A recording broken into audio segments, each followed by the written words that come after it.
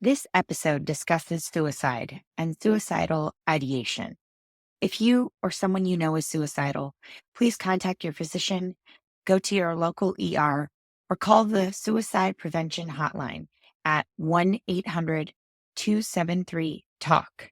That's 1 800 273 8255. Or message the crisis text line at 741741. Both programs provide free, confidential support 24/7. I was making more money by multiples than I ever had in my life. And then my ex-wife and I split up, and I took on full-time responsibilities for my daughter. Mm. And suddenly there I am running this company and trying to be the best dad I can. And I'm at that point, I was still traveling a lot and I was stressed out. I was having some issues with my business partner, and it was a lot. The world is obsessed with fast track success. It's easy to think that people become successful overnight. But let's face it, more often than not, what we see on social media is total BS. I'm here to look past the perception of perfect success and focus on life's detours, perceived mistakes, and even wrong choices, and understand the real road traveled up the career ladder. After all, we're all effing up. Austin Moore is the heart and mind behind Catalyst Crew. Austin's story isn't your typical success narrative. It's a raw, real journey through life's highs and lows. Austin battled severe alcoholism from 2012 to 2017. He emerged from this personal crisis with a newfound resilience and sobriety. But the challenges didn't stop there. In 2021, Austin faced a pivotal moment atop his 8-figure business venture. It was then that he realized he was chasing success in a realm that didn't resonate with his true self. Making a bold, life-altering decision, Austin stepped away from it all to pursue a path aligned with his core values and purpose. Today, Austin leads a company that's not just a business, but a true embodiment of his life's mission and principles. In his spare time, Austin loves spending time with his beautiful daughter, his girlfriend, exercising nature, and just loving the beauty of sober life. Austin, thank you so much for joining me on the podcast. You got it, Deanne. Thanks a lot for having me. I really appreciate it. What does work life look like for you today? First and foremost, I'm a dad to a beautiful little girl who just turned 3. I've got an awesome girlfriend who will definitely get married here in the next probably year. She's got a daughter that's 16 days older than mine. So Oh, cool. I basically have step twins, I guess you could call it. Yeah. And then she's got an 8-year-old too. So busy there for Mhm. sure. Yeah. And then work.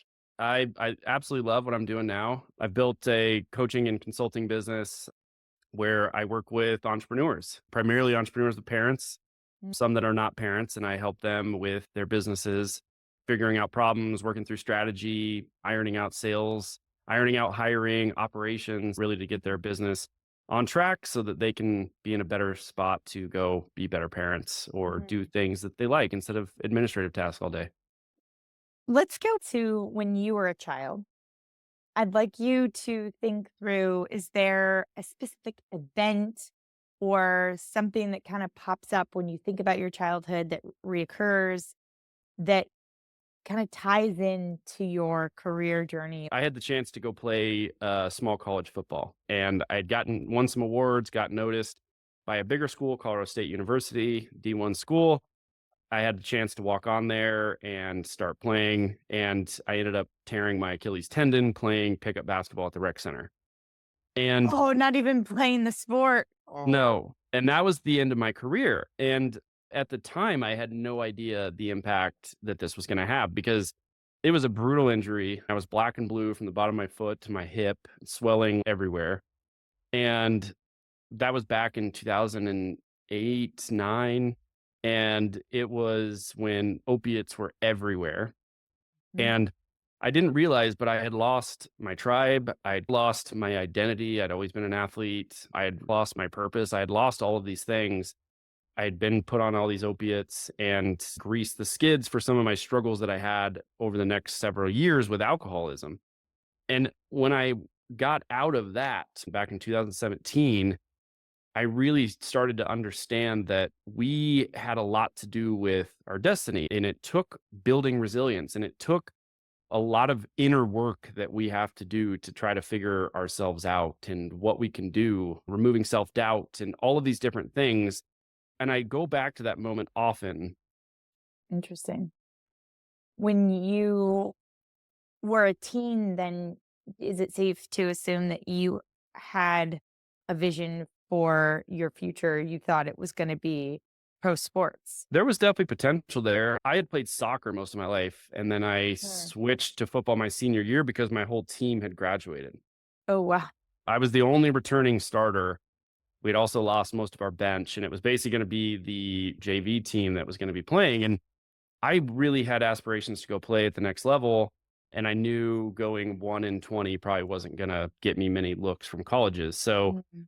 I went and played football, and I played some receiver, some safety, but I kicked and punted. And my soccer background had me some foundational skills that allowed me to kick a ball really well. Yeah.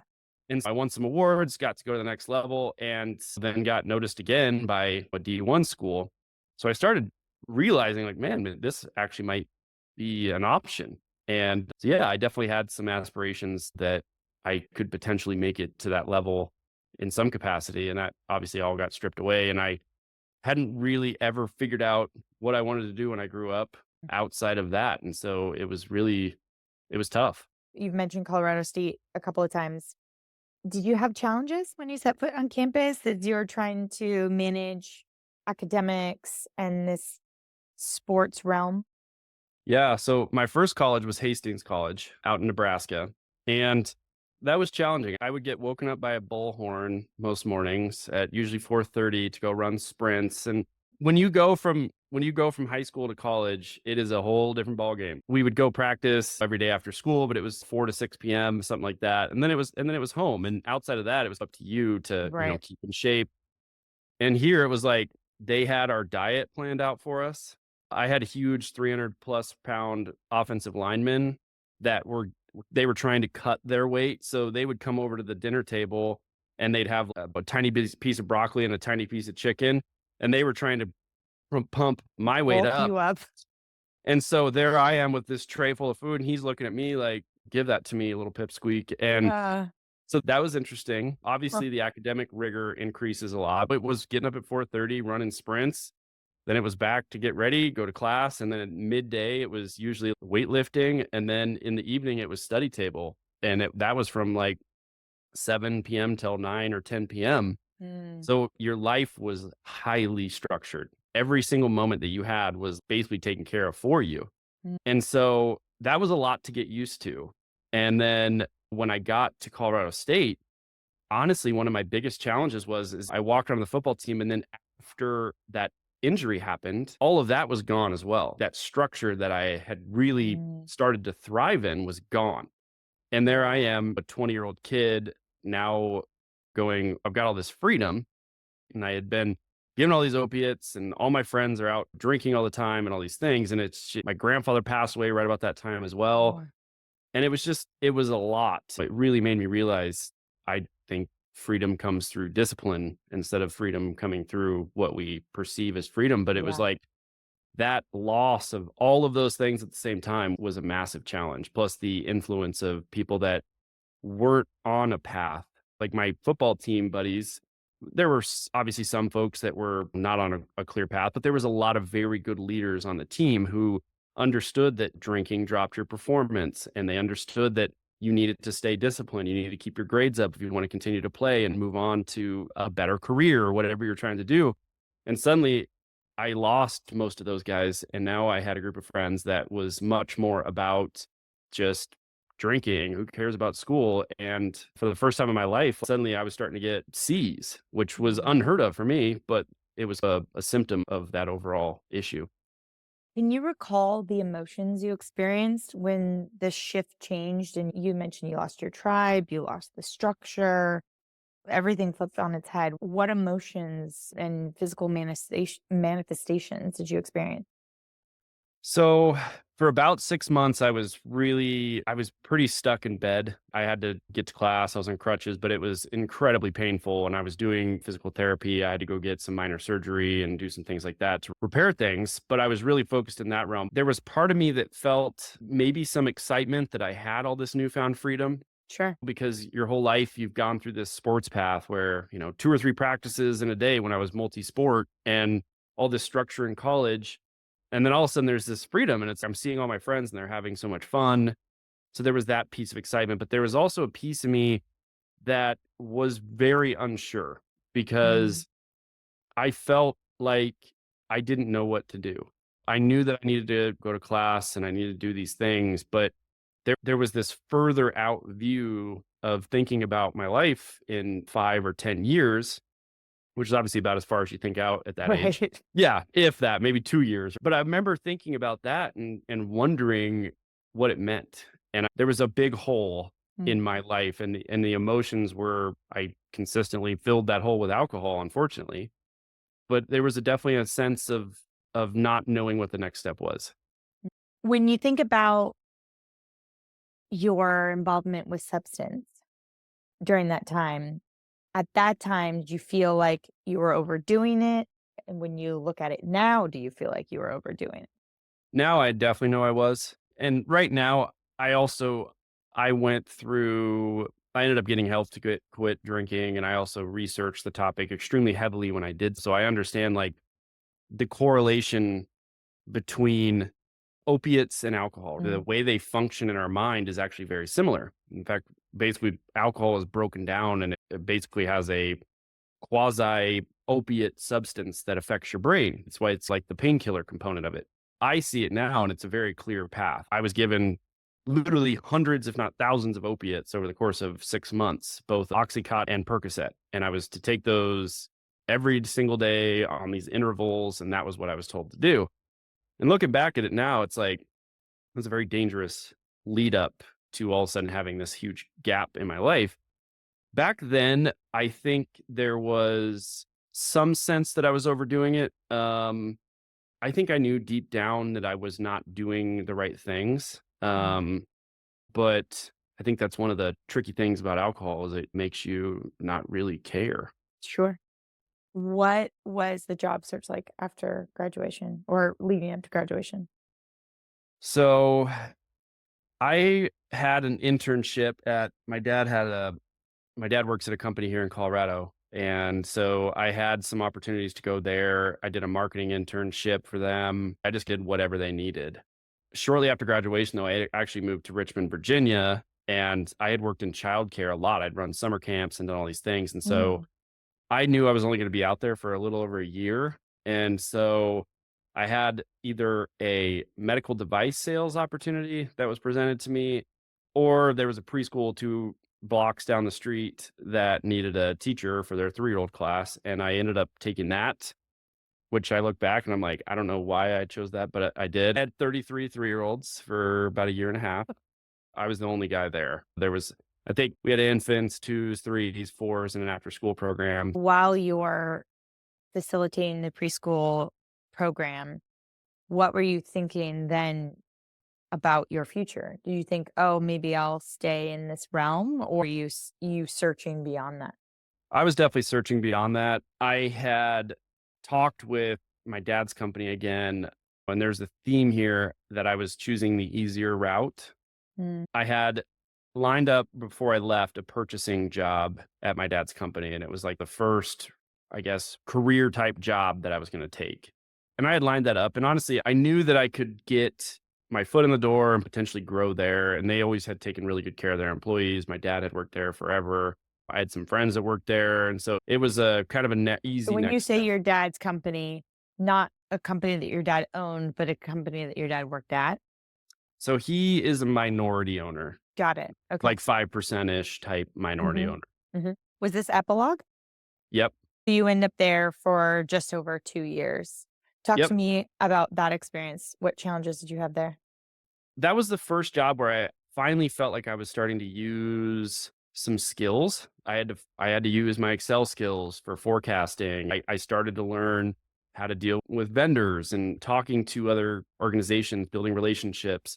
I really enjoyed that piece. I had a very difficult boss there Mm, who I think saw that my dad had been there forever and knew he was in that position. I think he partly saw me as a threat, maybe. I don't mm, really know. But he basically removed me from the things that I was doing there and basically turned me into a bean counter in the back. Like I was basically counting inventory in their laser department all day, every day. The thing that I did realize there too was that I was not meant for a cubicle. I realized that. That sure. was I enjoyed doing some of the forecasting and things like that, but sitting in the cubicle during the first part of that job, I was like, "Man, this is tough." Mm, I enjoyed going out and meeting vendors, but then I got shipped to the back and I felt like I was like, "I am not." You have that college chip on your shoulder a little bit, like, "I have 100%. this economics degree and I'm back here counting parts." You know what I Yeah. mean? Yeah. Totally. And the CEO of the company, Steve, who my dad knew for a very long time, and he had brought him on to help him. He was an engineer there. My dad was to start the company. He finally pulled me aside one day because he knew I was having a lot of issues with my boss. But I also think he could tell that I was more talented than what he was having me do. And I also think Mm, he could tell that I was bored. mm. And he pulled me aside one day and he said, Austin, I want this to come across in the nicest way possible, but it's time for you to move on. It didn't feel like like he was firing me, but he basically just told me, "You need to go do something else." And honestly, it was a great piece of advice, and I appreciated him for doing it because he had the seat filled. He had somebody that could easily do the job. I showed up, I worked hard every day, all that stuff, but I think he just knew it wasn't a good spot. And so So at the time, you felt good about it? I honestly did Mm, because I felt honestly, if I had not had that boss, I probably would not have. sure. But there was that component lingering where, okay, I probably do need to move on because this guy is a total a-hole and it's making it very difficult every day. It's interesting to me though that he wouldn't have chosen to help the manager improve and make both his experience and your experience better versus just remove you and continue to keep this sub I manager. st- I still wonder about that to this day because that manager is still there, and there are still people that complain. Like my brother still works there, my dad still works there, and so I hear about these things. And That's gratifying as well. It has to be. yeah, You're like, yeah, I got off the pot. Okay, cool. yeah. And honestly, I think the reason it didn't feel bad was the way he positioned it. Mhm. It was one of those like feedback from a mentor where they tell you that you just need to go on. It's we're moving you out of here, but you're very talented. And he left the door open for the future. So there was some of those dynamics too that made it feel like, okay, you Yeah. know, Next, you end up at Larry H. Miller dealerships. Talk to me how you end up there and the learning curves you experience. behind the scenes at this point too, I was also breaking up with my long-term girlfriend who was in Virginia with me.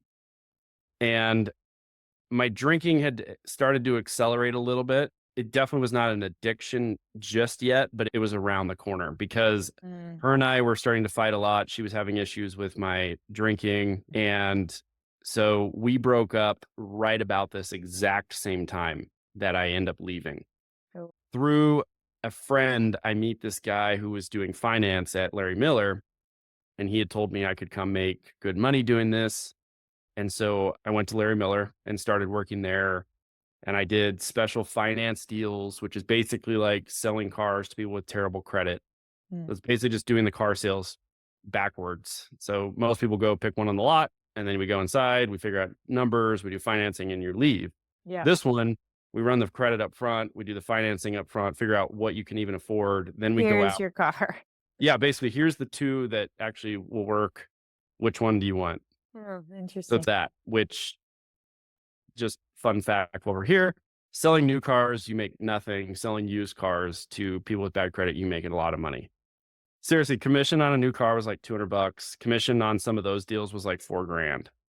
Wow. Yeah, so That's slightly different. incredible. You think it's still that way today? I know it is.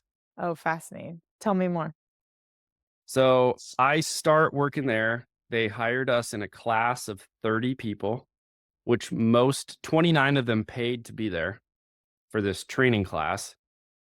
I didn't pay because I had a friend who got me in. So 29 of the 30 people are paying to take this car sales. What kind of cost are we paying here? This was like $500 or something. Wow. And Okay. so I didn't do that, but basically they put us through this sales training. It was 100% commission. And then they released us all to The basically on the wild. floor. And so for the first 2 months, every person that would drive up, there was literally like 7 or 8 people running at them in the parking lot to chase them down because that was the only way you could get Oh, deals. Yes. And I had to start there, but how do you even stand a chance? you really don't. So people started dropping like flies. Like I think after month 1 we were down to 25. I think after month 2 we were down to 15. By the time I left, because I was only there about 9 months, by the time I left, there was 2 of us left, and from that class of 30, and they were bringing another class in. Wow, that's brutal. Yeah, 100% commission too.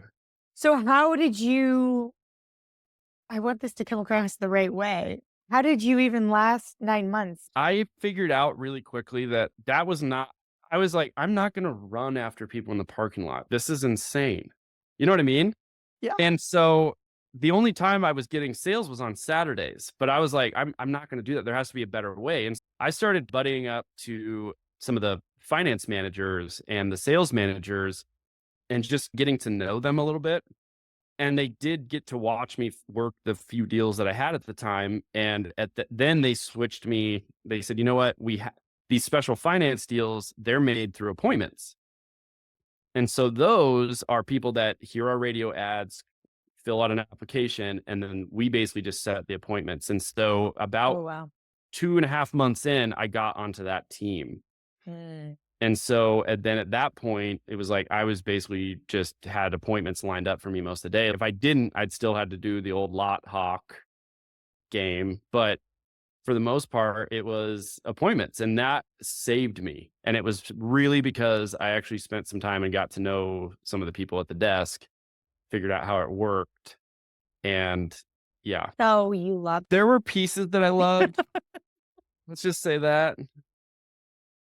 Why did you leave?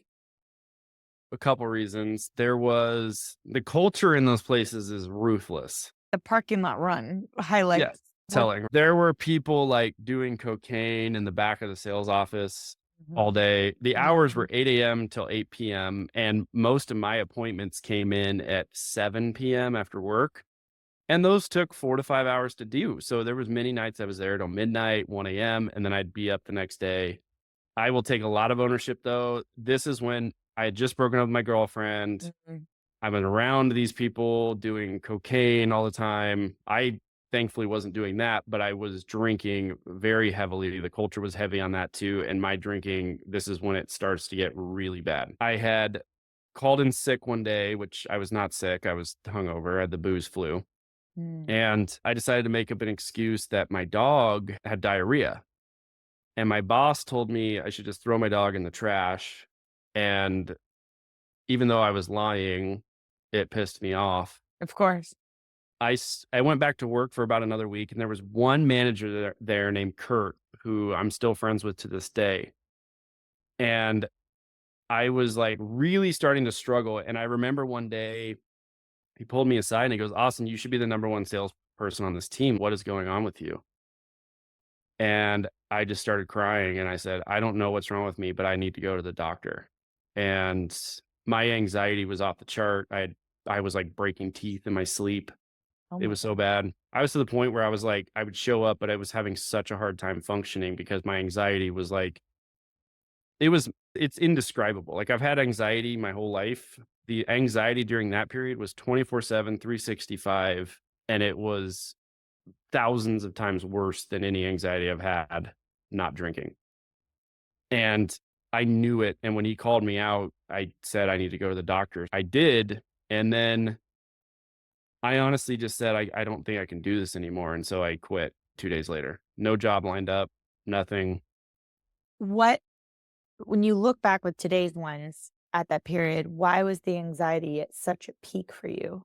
Really twofold. Anxiety is one of the biggest things that people that struggle with alcohol abuse Yep. deal with. And it's because of just the nature of what it does to your brain chemistry. Yep. It wigs out your GABA, dopamine, and serotonin receptors, and they're basically falsely elevated when you're drinking. And when you're not, it stops producing it altogether, which is why you feel like a zombie and you feel so anxious because your brain is like, what is happening? Mm, And then there was also just the piece I just felt like I'm selling cars. Like, what am I doing with my life? mm, And I was selling cars to these people that I would get to know them. They'd be all excited. They finally get a vehicle and get to work. And then a month later, I'd see their car being towed back because it had been repossessed. We were putting mm. devices on their cars that if they didn't make a payment, we could just turn it off with a switch and like wherever they were. And I think it was this realization of I'm struggling with alcohol. I'm selling cars. I'm most of these people can't even afford cars and I'm making money off of this. And I was like, it was like one of the first moments where I realized how the world really worked. And I think a combination of all of those just had a ton of effect on my anxiety levels for sure. Did you end up going to the doctor? I did. And what came of that? It this was my wake up call about the healthcare system. Mm, So I tell my doctor that I had been prescribed unlimited opiates just a few years prior, which basically have greased the skids to this point. And I didn't realize this yet, but I go to the doctor, I tell him I'm having horrible anxiety. I think I'm drinking too much. I don't know what to do. your cry for help. Yeah. My cry for help. My thought and my hope was he was going to get me real help. He gave me Xanax, basically unlimited supply, told me not to talk about this too much because it could hurt my chances for insurance in the future, and sent me on my way. What do you say to that? I don't know. And knowing what I know now, I'm like, that was almost a death sentence. It almost did kill me. For Couple, sure. So did you lean into the Xanax? oh, totally. Because I was at this time, I still trusted my doctors, and so I thought, okay. So I try to cut back drinking. I'm starting to realize that this is a lot harder than I thought. I think I have a real issue here. I'm trying to justify my drinking in any way I can, make excuses for everything else. It's everybody else. It was my ex-girlfriend. It was my job. It was this, it was that. I'm taking the Xanax because it does help with some of the anxiety, but I'm also unable to quit drinking. So now I'm mixing these two things, which has killed many people. Yeah. And this is where that part starts. I'm sober myself and I've taken Xanax. I'm a lightweight. Let's just keep that in mind. Like Benadryl will knock me out for a couple of weeks. Yep. But Xanax, I can't function on Xanax. I can't stay It's awake powerful. and alert. And this was like very low dosage. How did it affect you? Similarly, especially because alcohol is also a central nervous depressant, which so are drugs like Xanax. The benzodiazepines are basically the same thing. They're basically, some people call it whiskey in pill form. That's how it is. And it affects the same processes and wiring in your brain, the way it shuts those things down. Right. But it would knock me out. Like I was trying to take it during the day, especially because I was feeling so much anxiety from trying to keep my drinking in the evenings. So I'm taking that during the day and you just feel like a zombie. Like it's very Yeah. hard to perform. Yeah. So I asked that thinking that it was probably a similar experience. I didn't want to assume too much. And I'm painting this picture in my mind of you on Xanax without a job, thinking about you needing a job and how do you find a job? And you got gainful employment within 2 months, according to LinkedIn. Yep. How? What? My mom worked at a big hospital system and my old boss from that job met my mom as a potential client. And she said, no, but my son is looking for a new job. And so I went and interviewed with them. When I look back on this, I'm shocked. Like I got promoted multiple times during this phase of my life. I got promoted there. I got promoted at my next company. And I'm like, I look back and I'm like, I was a shell of myself. I was probably operating at 10%, maybe. And you were on Xanax alcohol this whole time? Oh, yeah. Wow. And so I go interview with them. They end up hiring me, and I take this job as a recruiter. I took a massive pay cut. Obviously, it was a pay bump considering I was making nothing, but from my last job, Sure. it was a big pay cut. I think my salary was like 35K, and then I would get commissions. But over the course of the next few months, I started to suddenly see the light a little bit. Like, I felt like I finally had something that I enjoyed doing, something I was Mhm. good at doing, and unironically, my usage of both Xanax and alcohol dropped dramatically. Like, you intentionally thought about it, or you just forgot to take your dose when you would normally take your dose type thing? I know I definitely intentionally thought about it. At this point, there was this, I was still not admitting it to myself or to anybody else, but I knew deep down, like, there's some, I bet you this is what it is. But I also, and this is what keeps people stuck so much, is that the anxiety is so great sometimes, though, that it's terrifying to think the You only have thing that anxiety relieves about the my, anxiety. yeah, you get anxiety about the anxiety. And the only thing that's keeping the anxiety in check is when you drink. And it's a vicious cycle, but It's the devil you know as well. I don't love this where I'm at right now, but I've figured out how to manage it. And if I release that and choose this other path, who knows what's over there? And then I got to just learn it all over again. So 100%. I'll go ahead and just stay in this for a while. Yep. I know it's a wild game we play, but I had intentionally thought about it, and I had tried to reduce it, and that's many addicts' first attempt at quitting. I'm just going to reduce Sure. it because it's our way of. I'm not going to give it up. I'm just going to reduce. And I did, and a big reason that it was successful is because I felt like I finally had some new purpose and energy, and I was surrounded by a good team. And the job was hard. It was 7 a.m. till 6 p.m. And if you left at 6, you better prove why you're leaving.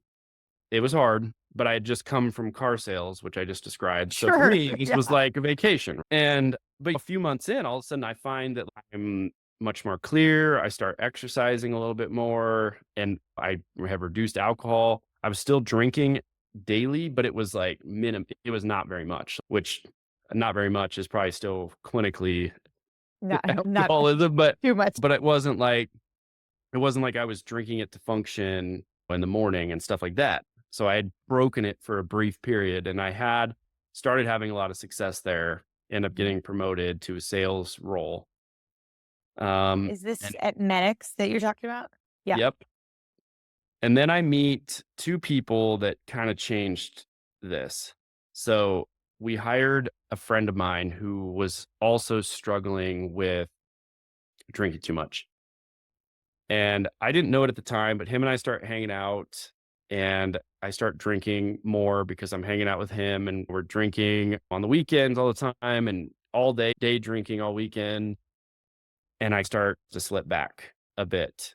And he starts really struggling, and he keeps coming to me because I had told him how bad I had felt. So I think he thought I had it figured out, and I was far from that. Mm. And so he starts confiding in me about how bad he's drinking, how bad his anxiety is. I end up taking him to the hospital because he couldn't even get out of bed one day with his anxiety. And it sparked something in me where I started feeling it was like almost like I absorbed it again from him, is honestly how I felt. Mm. And so I start feeling really anxious again. I'd started drinking more. And then I meet in the same office building, I end up meeting a woman who ends up becoming my wife, now is now my ex-wife, Mhm. in the midst of this. And it all really starts to spiral from there to the point where I ended up, you know, quitting and all that. Quitting Medics. Yep. Right. Give me more. Why did you specifically quit? So I was getting a lot of pressure from her. She was a very jealous person, and staffing is dominated by women. And so I was surrounded. She worked like 4 offices down from me, and she would come over and like just come sit in her office. And when we would leave for the day, she was constantly giving me pressure about how closely I was working with all these other women.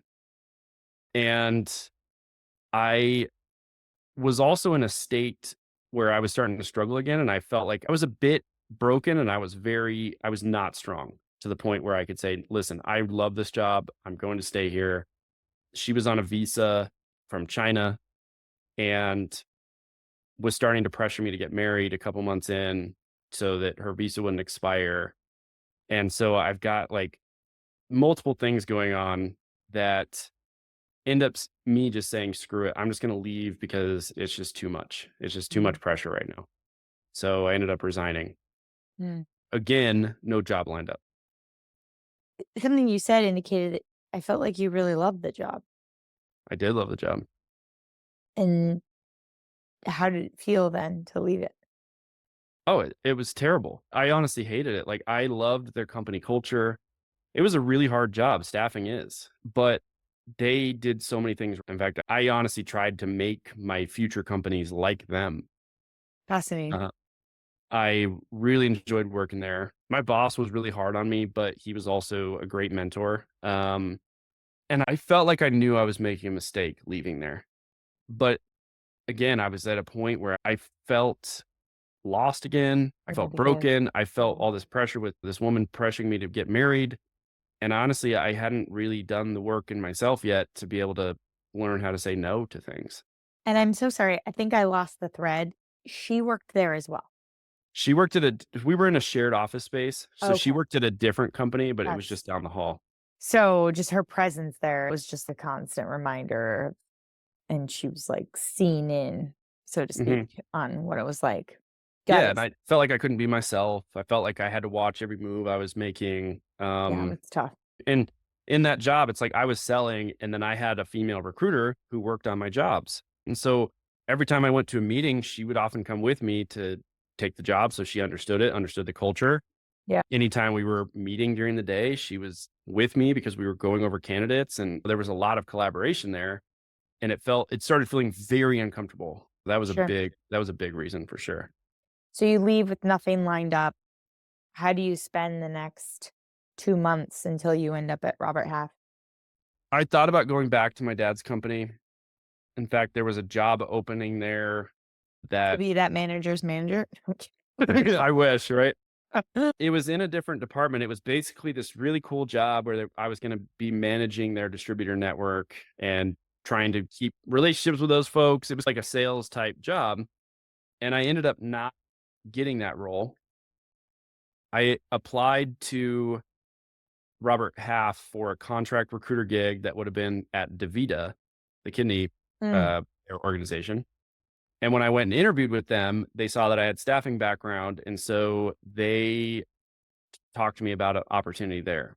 Even though I was set maybe on just moving on from staffing, I took the job and ended up working out of their Boulder office for Robert Half. Mm. How was that experience? I learned a couple things there. They're obviously a massive organization, billions and billions of dollars a year, Yep. publicly traded, thousands of employees all over the country.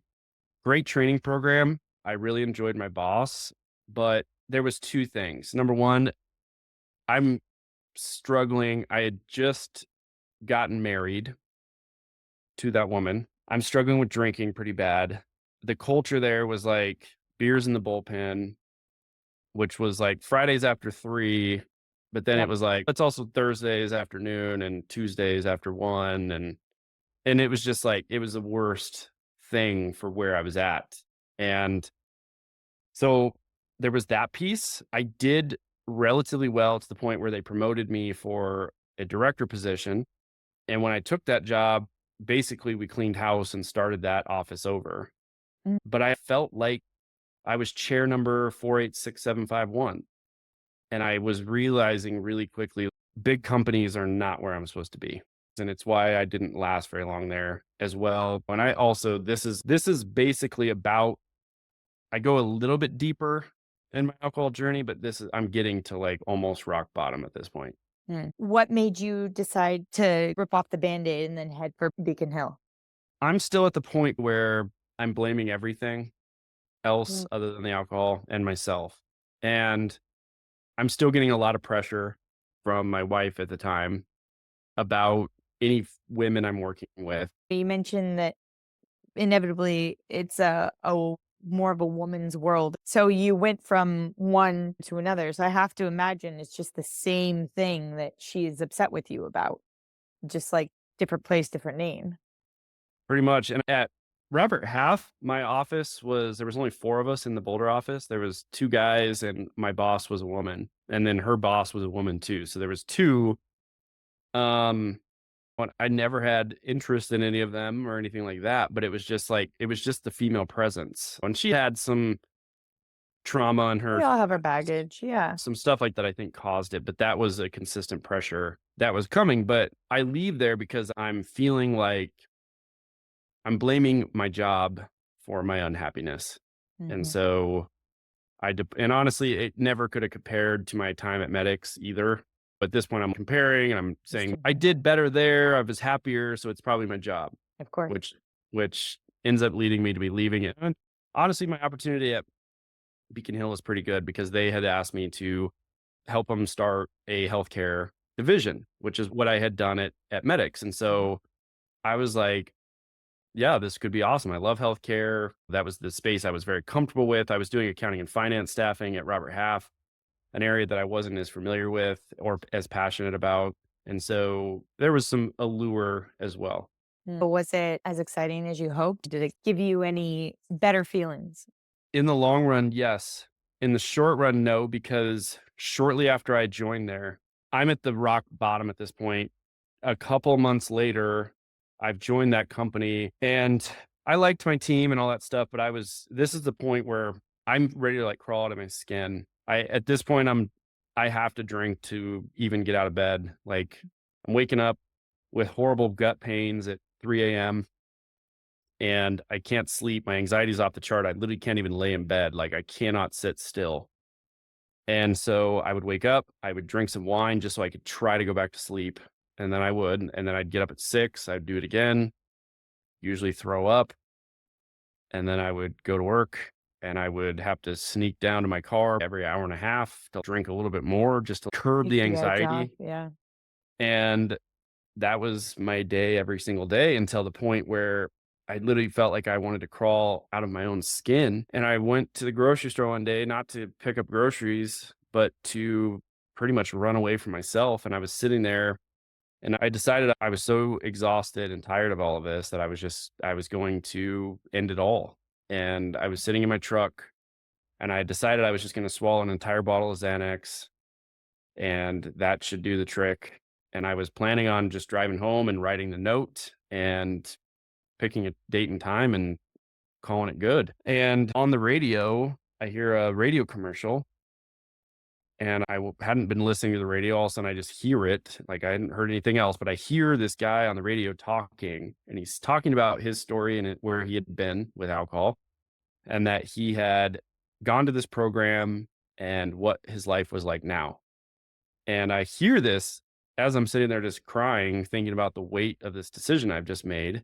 And I get this like tiny strand of hope that maybe that's what I should do. So I drove home, I called that company up, and I told my boss at the time that I had to go get some sort of healthcare treatment. I didn't tell her what it was. And so I took basically a week off and I went through their program with the medication part, and then I did my treatments on the weekends. And within a month or 2, I start feeling dramatically better. And so at that point, I'm realizing like I'm having fun at work again. But unfortunately, a few months later, I felt so good that I thought, you know what, I could probably control this. Mm. So I bought some wine one night and I drank it in the evening, just a couple glasses. I thought, I did it. And then fast forward about 3 or 4 weeks, and suddenly it was every day again. And the anxiety was back again. And I was like basically back in the same cycle. And so I called that company up again. This is in like July. And I do it for the last time. And that was it. Mm. And after that, I quit. It's such an intense story. Thank you for sharing. It's wild that a commercial caught your ear and your attention and changed the course of your life. It's nuts. Wow.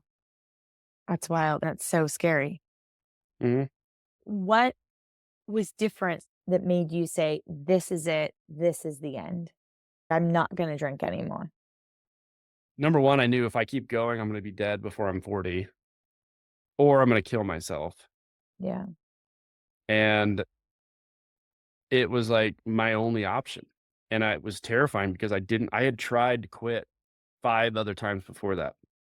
So the Mm. 7th time was finally the one that stuck. The 5 times before that, I'd make it 3 days, 3 weeks, a month, but I would feel like a zombie and I had to go through withdrawals every time. Can't sleep for Yeah. 3 days. You're sweating, you're shaking, you're puking. It's awful. Yeah. And it just wears you down. And I knew, like, I kept trying and then I'd slip up and then I would try again. And I knew I had finally admitted it to myself that alcohol was the problem, Mm. which was a big one because everything else had always been the problem, not Sure. me, not my drinking. So I drove home after I heard that commercial. I called them, set an appointment, and then I called my parents and I asked if they could come over that night. And they came over and we all sat down at the kitchen table. And I said, I have a very serious drinking problem. I was about ready to kill myself yesterday. And I need to check myself into this program because I don't know what else to do. It was not cheap. It was like Mm. 10 grand. I had about 5K saved up. I asked them if I could borrow some cash. So I cleaned my savings out. They agreed to help me with that. And then I went in and then I went and grabbed every hidden bottle I had across the entire house and garage and in the bushes and everywhere else. I gave it to them and asked them to throw it away. And I just knew I don't know what's on the other side of this. I didn't even honestly believe it was going to work. I thought I had screwed myself up for life, but Yeah. I knew it was either that or I was going to kill myself. And I had already decided I was going to do it. But that one little strand of hope from that commercial, like, Yeah. figured why Mm. not try this one last thing? So then when you ended up relapsing and then Yep, you called the program again, what did you hear from your parents about that? Or did you admit that to your parents? I did. And I told him, I said, you know what? I screwed up.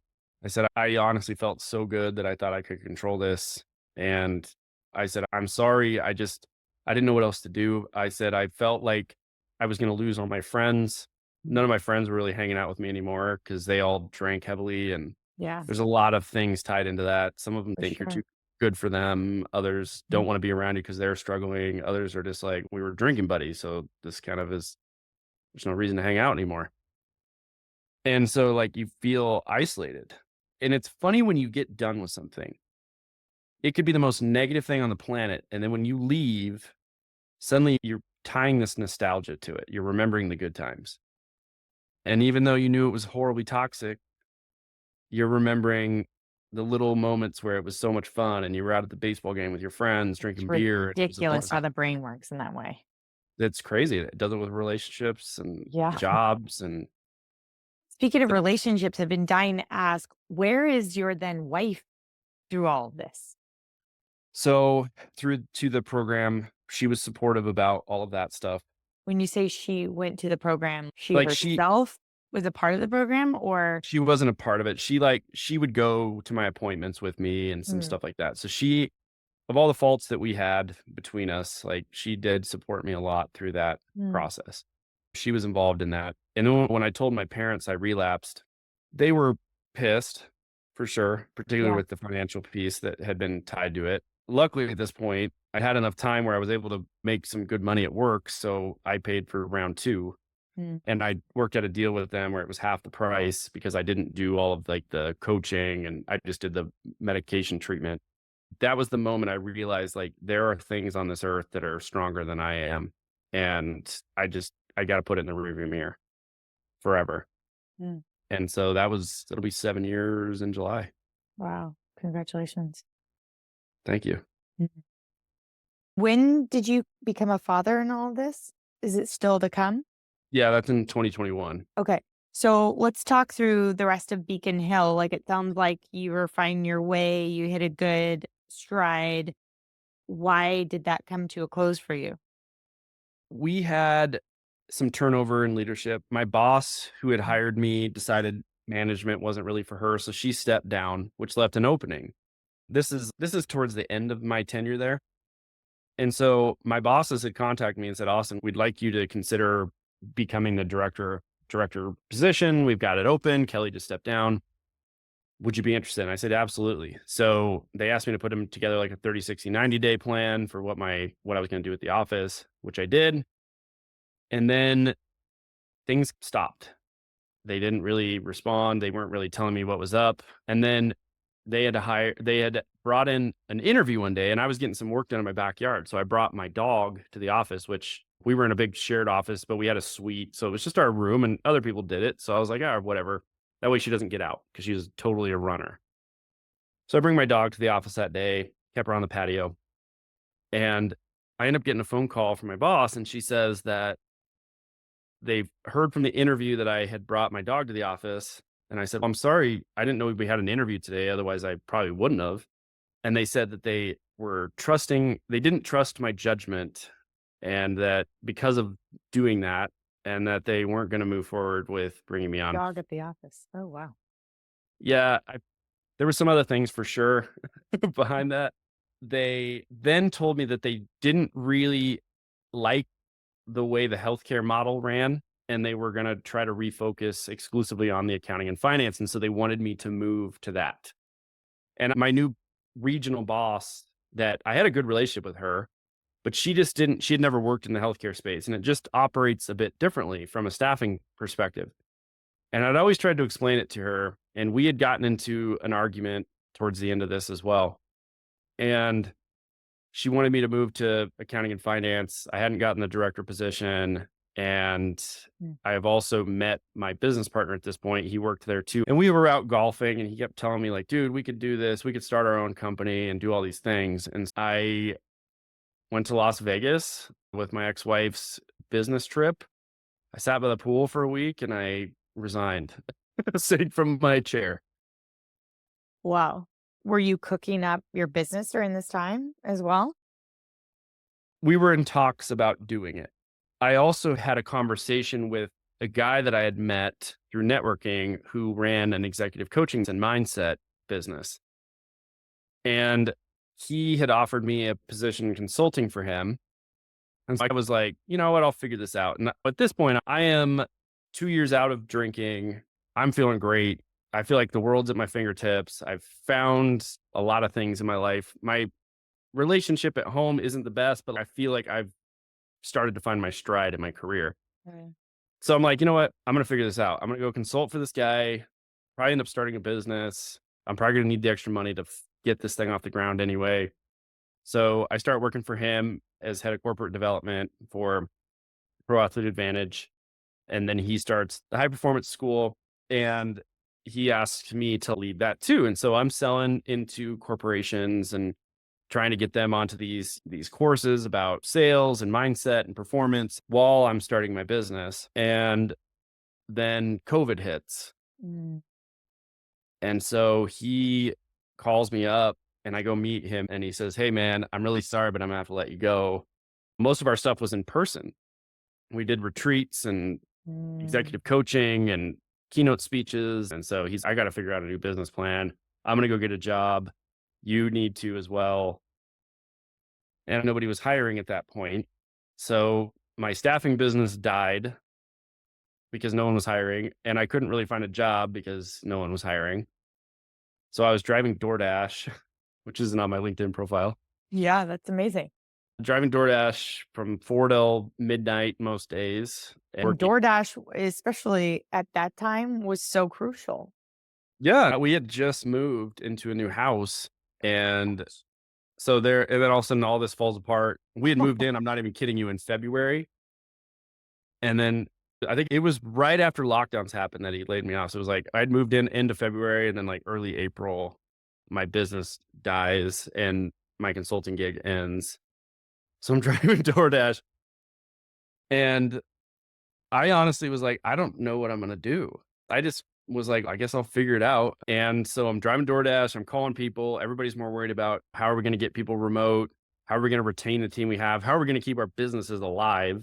Mm. especially in healthcare. There was the healthcare aspect that dealt with COVID, and that was fine. But a lot of my business was traveling IV pharmacy and medical billing professionals and nurses in other departments, which were then being reassigned to COVID wards. And most of those medical procedures were being canceled. So even though I was in healthcare, there was not much going on. And it wasn't until October of that year.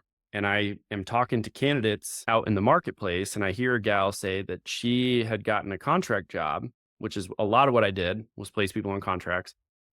She had gotten a contract job for this little COVID testing company. And we didn't have the insurance to cover this. We didn't have a lot of the infrastructure we were going to need to pivot our business towards that.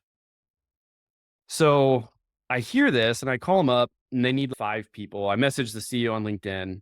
He sends me his cell phone. That's all. So I call him up. He needs 5 additional COVID testers, usually like medical assistants, CNAs. So I go do some research and I find this company that's able to insure us to do this and basically take some of the risk and liability away. I hire 5 people.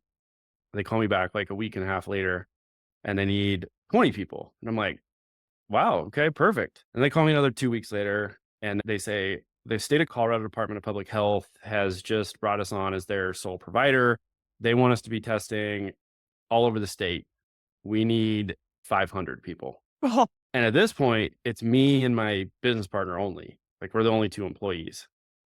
So I'm working like 4 a.m. till midnight, 2 a.m. sometimes. I'm calling candidates at midnight. If they applied at midnight, I was picking up the phone and calling them and telling them, can you start tomorrow? do you have a pulse? Great. Yeah. Have you ever worked in healthcare? Yes. Do you have a pulse? Yes. Can you work tomorrow? Yes. Done. So then it was like dealing with the client, recruiting all these people, getting them onboarded, getting them set up for payroll, getting them their start details. It was insane. Insane. Insane. And so all of a sudden I'm like, okay, I guess we're in business. So we start hiring. We're hiring like friends and family and people just to help out. My ex-wife was calling a few people. My business partner had hired this woman's son that he knew. He ends up hiring this woman, which we'll get back to her in a little while. And we hire some other people to fill in the team, and we start hiring some recruiters. And all of a sudden, now we're like a company of 8, 9, something like that, which was great. But at this point, we had filled up a lot of the staffing sites, and we still had to refill and we had to manage, but the overall work had been done. We're bringing in good revenue. We've got the team in place now. I realized this isn't a long-term model. So we pivoted and we pivot back to where we had been before. Cause at this time, like, people had figured things out. So now Sure. back to clinical and allied health, we're staffing revenue cycle, but we end up staffing healthcare technology as well. And we continued hiring and growing from there. Let's go back to the woman hired. Yep.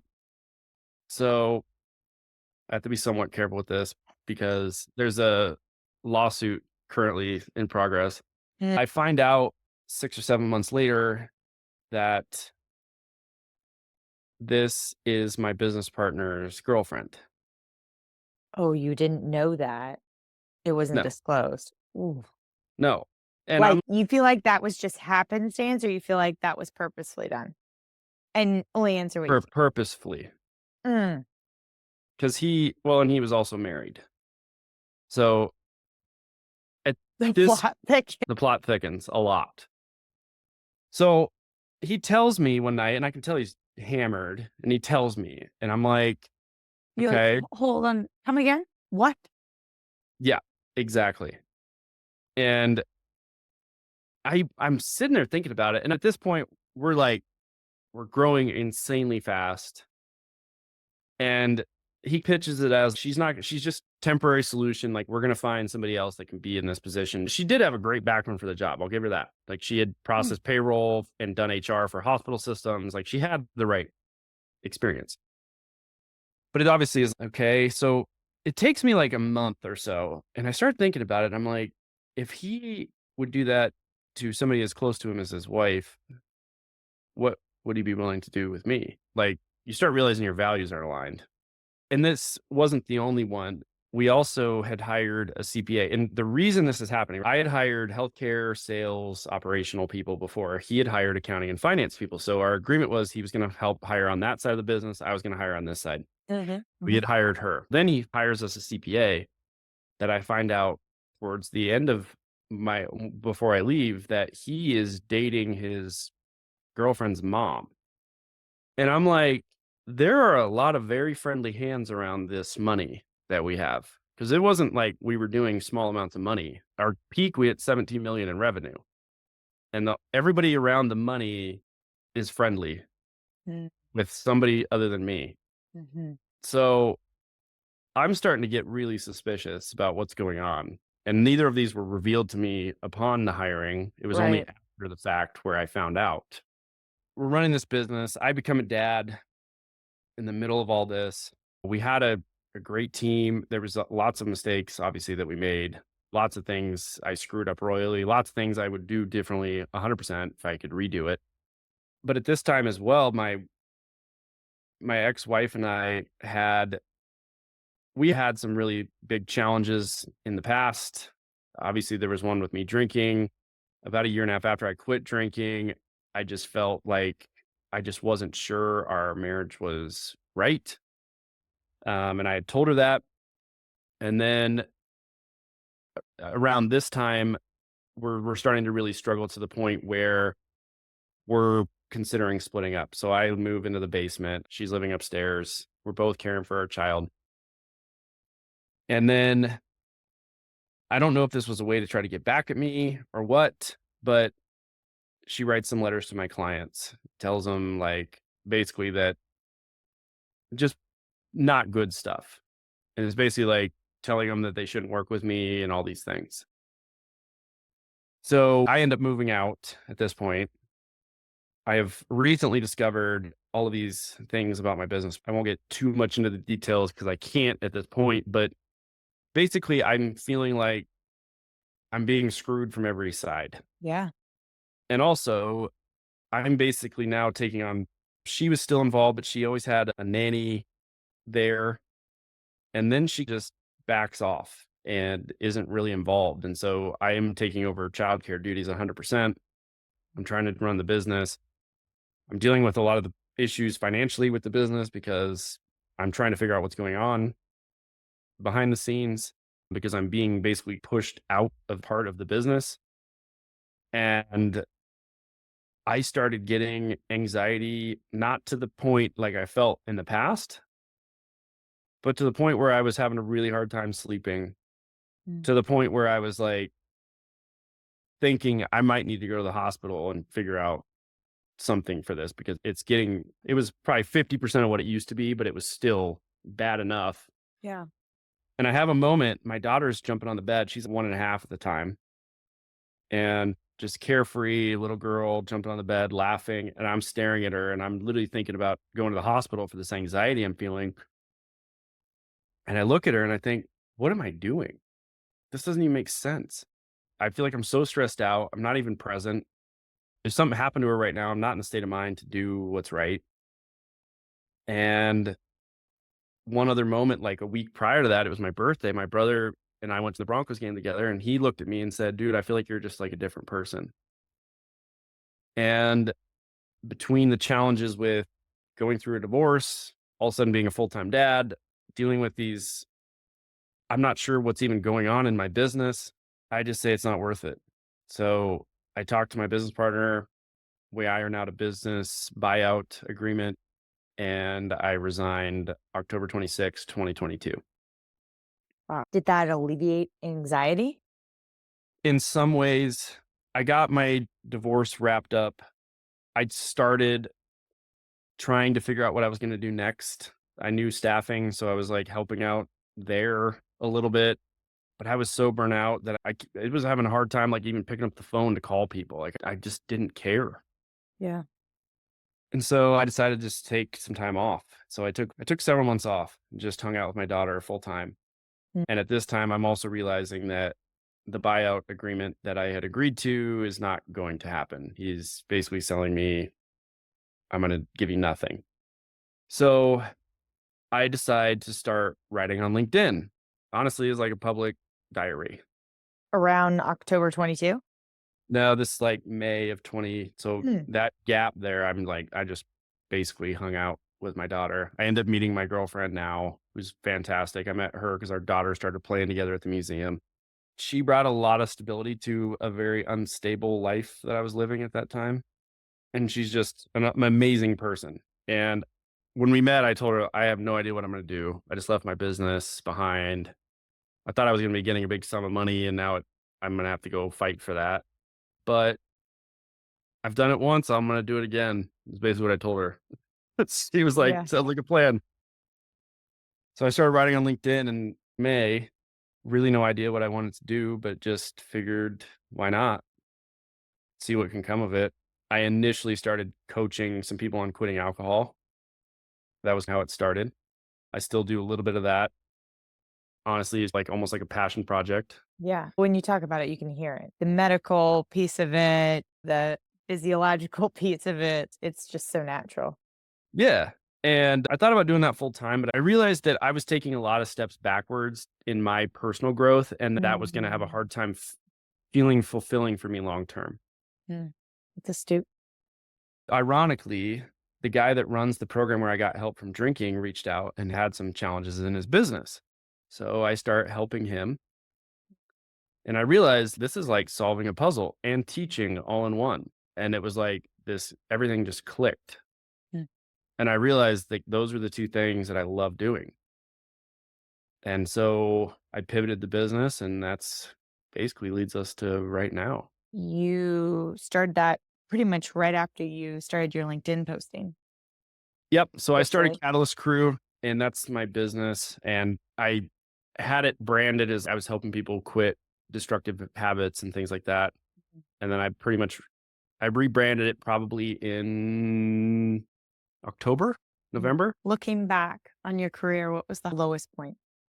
There's two. That moment, that low moment I had with alcohol, that was so hard. But the other moment was leaving behind something you've built.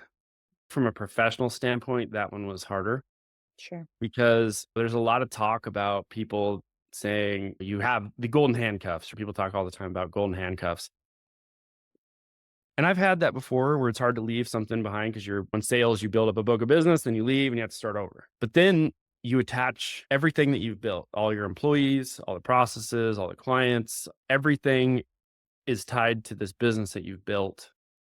And you're making multiples of what you were making before, and you're deciding to leave it behind. It was honestly gut wrenching. It probably took me 6, 9 months to get over that. Mm. Yeah. And you did it for a lot of reasons, but to be the best form of a dad that you could be for someone who's not going to understand that for decades. 100% decades. And that it's not that you need them to understand, but if they could understand, it would make it so much easier. Totally. Our kids have no idea the sacrifice. No, Yeah. I write her a letter once a month, and it's basically just Wow. like where we're at in life. I've told a lot of that story through the letters, and someday when she leaves the house, I'll give them all to her. I have a few rapid fire questions. What key thing in your mind made you feel like being on this podcast was a good idea? A story saved my life, legitimately. The commercial on the radio? Yeah. Yeah. And about a year after I quit drinking, I was counting days, keeping my story to myself, and I go, what am I doing? Mm. Like this is a lifestyle change forever. Counting days doesn't even make sense. And then I realized too, like holding my story back I felt like it was selfish in a way. Like somebody else Mm. had the bravery to share theirs, and it saved me. And so I thought, you know what? I'll share mine and I'll share all of it. And honestly, if people judge me, then I don't want them in my life anyway. So it's a filter. Your podcast seemed like I loved the concept of it and figured it Thank you. was cool to hopefully get it out there further. How do you define success? A lot differently than I used to. Success for me now is really living it in alignment with my values. Mm. Like my number one thing is that no matter what I do, I want to be a great dad. I want to be a present dad. I want to be a happy dad. I want to be an excellent role model. Mm. I want to be a great partner, hopefully husband at some point, a great dad to her kids. Those are really the metrics for me. Money comes and goes. It's Yeah. a tool. I don't want to chase money anymore. Yeah. And so I try to define it by that. And ironically, I feel like when I do those things, a lot of times money seems to follow anyway. When I'm happy and I live the way that is right, money Mm. seems to happen. Yeah. When you were a young child, like 5 or younger, what was your dream job? I wanted to be a professional football player. I used to practice on my trampoline every day. Wow, that came full circle. Did. So then the next question, what's your path not taken? There's really 2 paths that I hope to take before I'm done. One, I would love to be a tour guide for some historical site in Central America, like some Mayan ruins. That would be freaking awesome to me. The other one is I've always dreamed of owning like a big piece of property that has like a retreat type building, a big lake, and I can host like summer camps and stuff like that there. What 3 words would you use to describe your career? Rocky for sure, non-linear. It's Mhm. just been all over the place. And I would say curious because I think curiosity is, especially after I quit drinking, has really been the thing that's driven me to just continue to try new things and never have fear to do something I've never done before. What is the company on your resume that's turned the most heads? Robert Half, probably from a size perspective, but honestly, from things that they actually do in the community, medics, they do a lot of charitable work. I have 3 labels that I'd like you to use for 3 of your jobs: love, ultimate fun, skip. Love, I would say my childcare days, my preschool job and running the summer camps, 100%. Such a cool job. I basically got to be a big kid. What was the second one?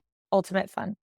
Oh, I'd say probably medics for that one because it was a hard job, but like we also did a lot of cool stuff. Like I worked with really cool people. We went to played basketball together. Yeah. Just really good people. Camaraderie. Yeah.